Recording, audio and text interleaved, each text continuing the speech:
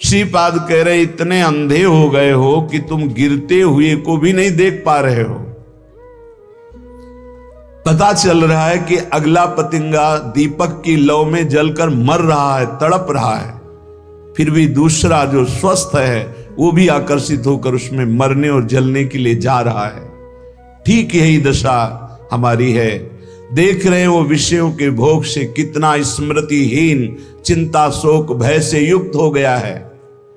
देख रहे हैं वो विषयों के भोग की लालसा से जेल गया, नरक गया, अमुक दुख भोग रहा है, फिर भी हम उसी की तरफ जा रहे हैं। देख रहे हैं कि इतने दिन भोगते होने पर भी कोई सुख नहीं, फिर भी उसी की तरफ जा रहे। धिक्कार है बुद्धि को। श्रीपाद कह रहे वाधिर्यम गुरु शास्त्र मित्र वचने स्वाश्चर्य में श्रुति। आश्चर्य है कि गुरु के वाक्य को भी नहीं सुन रहा है, बहरा हो रहा है। वार्धिव्यम, बहरे हो रहे हो। गुरु वाक्यम, शास्त्र वाक्यम, मित्र वाक्यम, श्रुति वाक्यम। न वेद की बात सुन रहे हो, न पुराणों की बात सुन रहे हो, न संतों की बात सुन रहे हो, न गुरु की बात सुन रहे हो, न सच्चे मित्र की बात सुन रहे हो। बस वही मनमानी आचरण करते चले जा रहे हो, भोगों में फंसते चले जा रहे हो। द्वंद्वम मंदमति, फंस जाओगे द्वंद्व में। द्वंद्व कौन से हैं? शत्रु मित्र, मान अपमान, सुख दुख, लाभ हानि, जय पराजय, जन्म मृत्यु। इन द्वंद्वों में फंस जाओगे। ऐ मंदमती, बहरा मत बन। शास्त्र श्रुति सदगुरु की बात मान ले। भोगों में सुख नहीं है। जब धर्म पूर्वक भोगों को भोगा जाता है तो वैराग्य बढ़ता है, और अधर्म पूर्वक भोगों को भोगा जाता है तो वासना बढ़ती, राग बढ़ता है, काम बढ़ता है। नष्ट हो जाओगे। कहीं आज तक किसी को सुख नहीं मिला। जब मिला तो अंतर्मुखता में अपने हृदय में विराजमान सच्चिदानंद भगवान के चिंतन से मिला। घोरतम दुख है इस संसार में। तुम्हें केवल पुण्य बल से सुख दिखाई दे रहा है। जहां तुम्हारे पुण्य नष्ट हुए कितना दुख है तुम्हें पता नहीं। आज पुण्य बल है इसलिए तुम्हें लग रहा है बड़ी मौज है, लेकिन कल आने वाला है पाप का फल, दुख, बड़ा भयानक, जो विपत्ति, संकट, नाना प्रकार की दुर्दशाएं। फिर नहीं, बस चलता फिर तो अगर अभ्यास भजन का है तो उस दुख समुद्र को पार कर जाओगे, नहीं डूब जाओगे उसी में डूब जाओगे। इतना दृढ़ अभ्यास कर लो कि भारी से भारी दुख में भी राधा राधा राधा ये कभी नाम न छूटे। तो जैसे आप रस्सी का सहारा पकड़ लिए हो मजबूत, तो आप डूबने नहीं पाओगे, वो आपको पार कर देगी। ये दृढ़ नाम की डोर है, नाम की डोर पकड़ लो। ये भगवान के चरणों में आपको पहुंचा देगी संसार समुद्र से पार करके। नहीं, घोर दुख में है, अभी आपको अनुभव में नहीं आ रहा। इसलिए एक्सीडेंट हुआ, कहीं का लोहा कहीं घुस गया, फंसा पड़ा है, कितने घंटों में तड़प तड़प के वो मर रहा है। तुम्हें क्या पता वो कितना कष्ट भोग रहा है, कैसे कैसे कष्ट हैं, कहां तक वर्णन करे। रोगों के भयानक कष्ट हैं। यंत्रणा नरक की, यंत्रणा जेल की, यंत्रणा इस शरीर के नाना प्रकार के कुविचारों की। बहुत दुख है। मलिन अंताकरण होने के कारण जो सुख समुद्र प्रभु उनसे विमुख होकर दुख की तरफ चल रहे हो। भाई दुख है, घोर घोर दुख। देखो महापुरुष कह रहे घोर दुख, हमें अच्छा दिखाई दे रहा है। यही हमारी बुद्धि भ्रमित कर रही। हमको अभी अपनी बुद्धि की बात न मानकर गुरुजनों की बात माननी होगी। दुख घोर घोर दुख, और उधर ही बढ़ रहे हैं हम, उधर ही बढ़ते चले जा रहे। ध्रुवम परिव्रतम, परम सत्य है, भोगोगे दुख अगर भगवान का भजन नहीं किया, भगवान की शरण में नहीं हुए। यस्यादि मध्यांतिमम, जिसमें प्रारंभ में दुख, मध्य में दुख, अंत में दुख।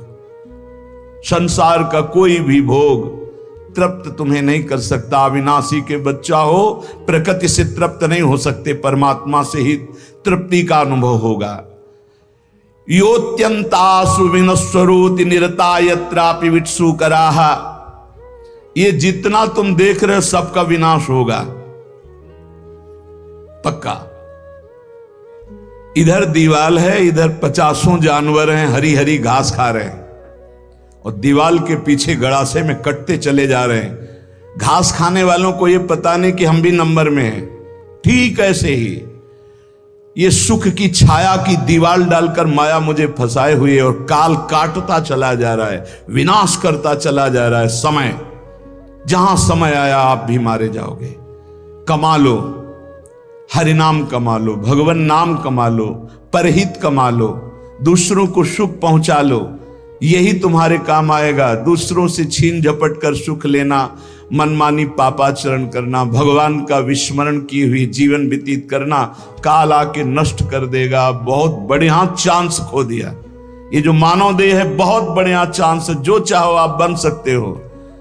श्रीपाद कह रहे हैं जिन भोगों के लिए तुम लालायित हो रहे विट सूकरा, ये उन सब नीच पशु पक्षियों को भी प्राप्त है। 20-20 बच्चे होते हैं सूकर के। तुम्हें जितना बढ़िया मोटा गद्दा में सुख मिलता है उसको कीचड़ में मिलता है, चारों पैर फैला के आनंद से सोने में।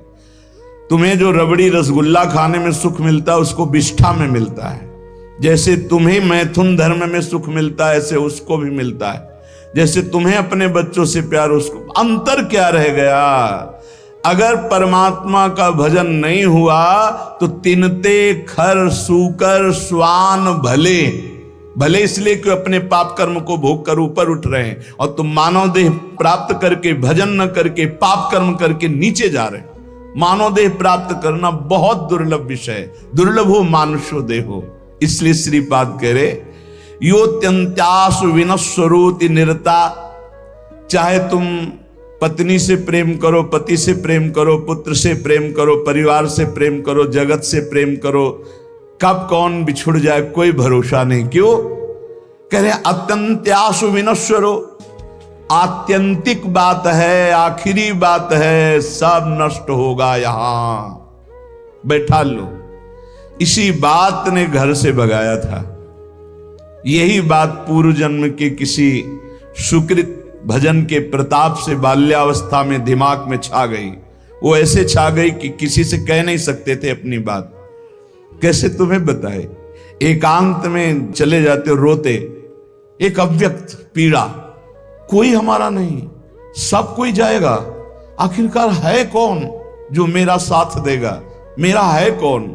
बार बार उत्तर आता भागो, इस संसार से भागो। एक भगवान हैं जिनको प्राप्त करने के बाद ये प्रश्न खत्म हो जाएगा। भागो। कोई ऐसा थोड़ी कि समस्या, कोई दुख, कोई घटना।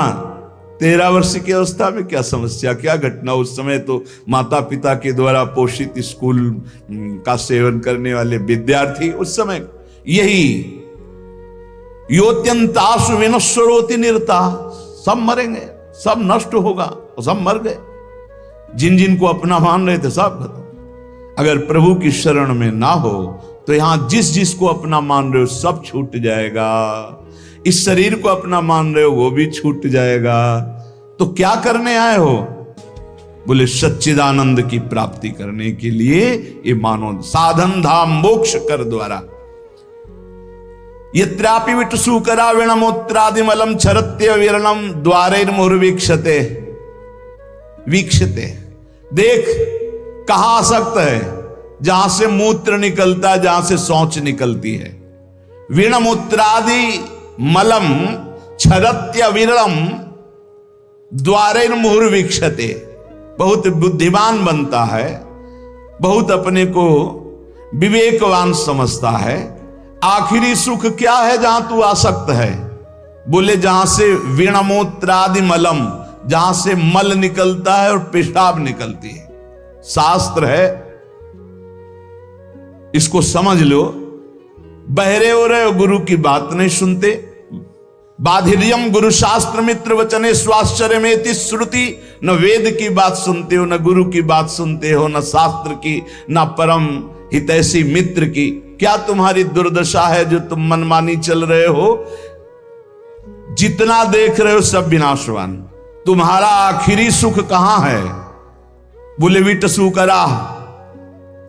ये जो लंपटता का सुख है, मैथुन का सुख है, ये तो सुअर कुत्ता गधा पशु पक्षी सब भोग रहे हैं, तुम मनुष्य हो।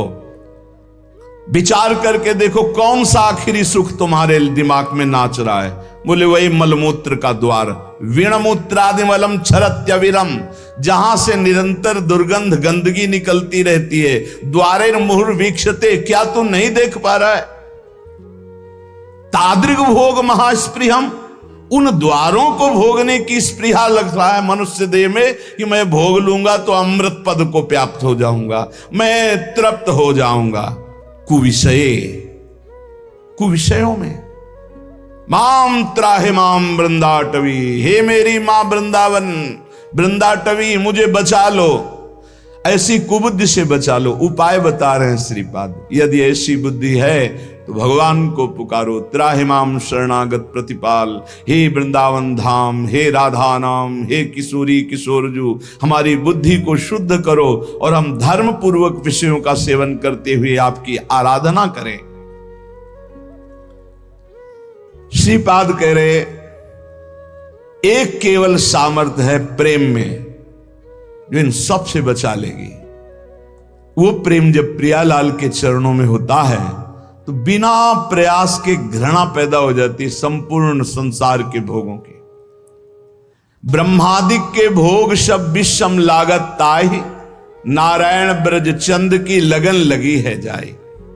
श्री तुकाराम जी के महाराज की स्थिति ये देख के कि कई कई दिन भोजन नहीं मिलता तो वीर शिवाजी, छत्रपति शिवाजी बड़े रत्न भोजन सामग्री सब वापस कर दिया। मैं विट्ठल के जिलाए जीता हूं, मैं किशोर लावण्य श्री तुकाराम जी का, क्योंकि हर समय प्रभु में उन्मत्त रहते तो जो भगवान का चिंतन करते उनमें एक आकर्षण पैदा होता है। जैसे समस्त आकर्षणों का केंद्र कृष्ण है, आकर्षित, तो ऐसे ही कृष्ण सुमिरन, राम सुमिरन, हरि सुमिरन, तो भगवान का आकर्षण प्रकट होता है। तो हर जीव जो देखता है उनकी तरफ लुभायमान हो जाता है। बहुत भी पापी हो तो वो राग न करके द्वेष कर बैठेगा, वो निंदा करने लगेगा। निंदा करना भी एक प्रियता का आंतरिक लक्षण है कि जैसे हम किसी वस्तु को पाना चाहते हैं, नहीं पा पा रहे तो हम उसकी निंदा करने लगते हैं, पर उसका महत्व है, उसकी प्रियता है, ये आंतरिक चिंतन का विषय है। अगर राग नहीं होगा तो द्वेष हो ही नहीं सकता। जब उस वस्तु पर महत्व होता है, हम प्राप्त नहीं कर पाते तो वो कुछ ऐसे लोग होते हैं जो द्वेष करते पर उनके अंदर भी निगेटिव प्रियता रहती है। वो एक जो विचारवान हो जान रहे कि हमें प्यार करता है पर प्यार करने का ढंग नहीं आता इसलिए ऐसे प्यार करता है। वो तुकाराम जी के पास एकांत में गए, भंडारा पर्वत पर, मुस्कुराना, आकर्षण करना, काम चेष्टाओं की वृत्तियां प्रकट करना। तो उनका पराविया नारी रखुमाई समान, हे गेले नेमुन ठाई चेंची, जाई वो तुम आते न करी सायास, आमी विष्णुदास तैसे नहीं। हम ऐसे वैसे नहीं, हम विष्णुदास हैं, हरिदास हैं। ए माई, तो रुक्मिणी माई के समान मेरी पूज है, माता है। विट्ठल भगवान के वामांग में जो विराजमान रुक्मिणी माई है, रखुमाई समान, रखुमाई रुक्मिणी माता, मेरी दोष दृष्टि कभी तुम्हारे प्रति हे माता कभी नहीं हो सकती, क्योंकि मैं देखता हूं कि साक्षात भगवान की अर्धांगिनी महालक्ष्मी स्वरूपा वही आप हो। रुक्मिणी माई के समान मैं तुम्हें देख, तुम्हारी ये चेष्टाएं मेरे ऊपर कोई प्रभाव नहीं डाल पाएंगी, व्यर्थ में समय नष्ट मत कीजिए। मैं हरिदास हूं, मैं कोई ऐसा वैसा नहीं हूं। तुम्हारा ये पतन करने की चेष्टा मुझे लुभायमान नहीं कर सकती। जाओ, अगर तुम्हें पुरुष ही चाहिए तो संसार में बहुत पुरुष हैं, मैं हरिदास हूं, तो मुझे लुभायमान नहीं कर सकती। तुकाराम जी की बात सुनकर वो शर्माई, सकुचा गई। तो उनका तुम्हारी चरण वंदना करता हूं, आप निर्भय और निश्चिंत होकर जाओ। हम कभी तुम्हारी निंदा भी नहीं करेंगे, कभी किसी से कहेंगे ही नहीं, पर हम हरिदास हैं, हम तुम्हारी लुभावनी वृत्तियों पर आने वाले नहीं। कंचन विजयी, कामिनी विजयी। वो बहुत लज्जित हो गई। आपको कोई गर्व नहीं है कि मैं ऐसा नहीं, मैं हरिदास हूं, इसलिए मेरे में हरि कृपा है तो मुझे हरि बचा रहे हैं। जिनके हृदय में निरंतर भगवान का नाम नहीं चलता, ध्यान से सुनना, उन्हीं को ये काम क्रोध लोभादि वृत्तियां फंसा लेती हैं, उन्हीं को फंसा। और जहां नाम चल रहा है वहां फंसने की गुंजाइश नहीं रहती। तुकाराम जी महाराज कहते हैं, मनुष्य मात्र की जब इन दो बातों पर विजय प्राप्त करने की सामर्थ्य आ जाती है भजन से, कंचन और कामिनी, तब एक इच्छा प्रकट होती है, कीर्ति हो जाए, लोग हमें जाने। श्री तुकाराम जी महाराज जब तक परमार्थ में चलने वाले के अंदर ये बात बनी रहेगी कि मेरी प्रतिष्ठा हो, मेरा मान हो, मुझे कोई जाने, तब तक अभी बहुत दूर नगरी, भगवदानंद की प्राप्ति बहुत दूर है। उपासक को अपने मार्ग पुष्ट करने के लिए ये विचार देखना चाहिए कि कहीं ये विचार तो नहीं आ गया है अपने अंदर। जैसे एक नशा में फंसा हुआ, दुराचार में फंसा हुआ, धन के लोभ में फंसा हुआ नष्ट हो जाता है, ऐसे मान में फंसा हुआ नष्ट हो जाता है, ठीक वैसे ही नष्ट हो जाता है। इसलिए उपासक को चाहिए कि नारियल के फल के समान स्वभाव बनावे और नारियल के वृक्ष के समान अपनी चाल रखे, सीधी। सूधो चले आपने धर्म रसिकन सो प्रीतम का है, कबहू काल वृथा नहीं जाए। सूधो चले आपने धर्म, बिल्कुल अपना जो मार्ग है उसी पे। और रसिकन सो प्रीतम का है, अपना प्यार कहां हो, अपना प्रीतम कौन हो, रसिक महापुरुष हो। कबहू काल वृथा नहीं जाए, एक सेकेंड भी नाम न छूटने पावे। और नारियल फल जैसा, ऊपर देखो जूट, अंदर बहुत कठोर खप्पर, और उसके अंदर बहुत कोमल, ऐसा स्वभाव साधक का होना चाहिए। ऊपर से देखकर लगे कि बहुत झाखर है, रजना बिल्कुल फंस जाओगे तो बहुत ऐसा लगे कड़ुआ स्वभाव है, लेकिन अंदर बहुत हृदय शीतल। ये रखना पड़ेगा। अगर ये नहीं रखते हो ना तो फिर आप धोखा खा जाओगे। महापुरुष कह रहे हैं, ऊपर से नारियल वाला स्वभाव, जूठ देखो कितना कठोर जूठ, उसके ऊपर कठोर कवर, फिर अंदर मलाई जैसा एकदम, अंदर हृदय बहुत कोमल, लेकिन बाहरी स्वभाव रुक्ष। रुक्ष का मतलब किसी को गाली देना नहीं, बाहरी दिखाई दे, सरस नहीं है ऐसा दिखाई देना। महापुरुषों को देखो, रस के समुद्र हैं, आप प्रणाम करो, नमस्कार, मौज आवे तो भले, नहीं तो देखेंगे नहीं, बोलेंगे नहीं, श्री हरिवंश बोलेंगे नहीं, प्रणाम मतलब ही नहीं, ग्रीवा झुकी अपने आप चले जा रहे हैं। जिसको प्रणाम कर रहे हो तुम्हें फल दे रहा है, वो अव्यक्त परमात्मा सर्वत्र व्याप्त है, उसी की दंडवत है वो प्रणाम नमस्कार से। सत्य और असत्य इसका जिसको ज्ञान है वो कभी अपनी मान प्रतिष्ठा शरीर की स्वीकार ही नहीं करता है।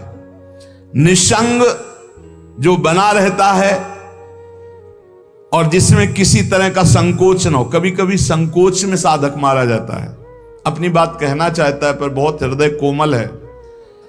ये हमारी प्रार्थना है कि ऐसे साधक, ऐसे संतों से बहुत संभल कर व्यवहार करना चाहिए, जिनका बड़ा संकोची स्वभाव, उससे हमारी हानि हो जाती है। वो कहना चाहते हैं पर संकोच के कारण कह नहीं पाते। यदि किसी से खबर दे दे, किसी से सूचना मिल जाए, हमको ठीक वैसे चल देना चाहिए। ये नहीं कि डायरेक्ट वो हमसे बात करें, क्योंकि हमने देखा है महापुरुषों का बड़ा संकोची स्वभाव होता है। मैं सीधे कहूं इसे दुख ना पहुंच जाए, या आप बोल देना ना, समझो आप वो कितना संकोच में है कि वो आपसे सीधे ना बोलकर किसी से कहला रहे हैं। महापुरुषों की जरा सा संकेत पर वैसे ही खड़े हो जाना चाहिए, वैसे ही चलना चाहिए। ये नहीं सोचना चाहिए उन्होंने तो नहीं कहा डायरेक्ट हमें, नहीं, बहुत संकोची स्वभाव होता है। जब संतों की सेवा करे तो फिर पता चलता है कितना संकोची। और एक स्वभाव और होता है, बहुत ही निरपेक्ष उदासीन। अगर संकोच वाली बात नहीं माने तो फिर जो उनका स्वरूप आएगा वो आप सह नहीं पाएंगे। दोनों हमने देखे, 1 2 3, यहां तक तो संकोच चलेगा, इसके बाद जो अपने स्वरूप में आए तो आप सह नहीं पाओगे। इसलिए पहला संकेत समझ लेना चाहिए। महापुरुषों का पहला संकेत। उनकी रुचि क्या है, उनकी रुचि में रुचि मिला दे तो मान, कामिनी, कंचन सबसे बचा लेते हैं। अगर कोई आज तक बचा है तो हरि कृपा गुरु कृपा से बचा है। पर व्यसन अर्थात भोग वासना, धन की कामना या मान की कामना हृदय को पाषाण के समान कठोर बना देता है। दो होते हैं जो ना लोक की परवाह करते हैं ना निंदा की परवाह करते हैं, घोर विषयी पापी पुरुष और एक महान उत्तम साधक। दो होते हैं। पापी पुरुष भी किसी की परवाह नहीं करता, समाज देख रहा है कि नहीं देख रहा, क्या करेगा समाज, क्या, कुछ नहीं देखता, वो जो वासना है वो कर बैठता है। साधक उत्तम उपाय वाला जो भगवत मार्ग में चला वो भी ये नहीं देखता कि अब हमारी निंदा हो रही, की स्तुति हो रही, संसार क्या कह रहा है, लोक लज्जा है, क्या है, कुछ नहीं देखता। एक घोर दुर्गति को प्राप्त होता है, एक महान सदगति को प्राप्त होता है। श्री तुकाराम जी महाराज को कह रहे, लौकिक मान के पीछे लगे हुए हमने साधकों को नष्ट होते देखा है। आचार विचार, लोक लज्जा, वैदिक कर्मानुष्ठान, यहां तक तो सब ठीक है, लेकिन जब आप भजन करके भगवत प्राप्ति करना चाहेंगे तो आपके पीछे लग जाएगा मान। ये आखिरी खाई है जहां गिरा देता है साधक को। इसलिए 15वें अध्याय में सिद्ध महापुरुष परम पद में जो आरूढ़ महापुरुष, उसका लक्षण जब वर्णन करते तो सबसे पहले निर्माण अमोहाजित संग दोषा। निर्माण, जब कीर्तन से भगवदानंद की प्राप्ति की बात महाप्रभु चैतन्य देव जी कह रहे हैं तो कह रहे सब ही मान प्रद आप अमानी, जो तुलसीदास जी कह रहे वहां अमानी ना मान देनो, बड़े बड़े महापुरुष तुलसीदास जी, सब ही मान प्रद आप अमानी।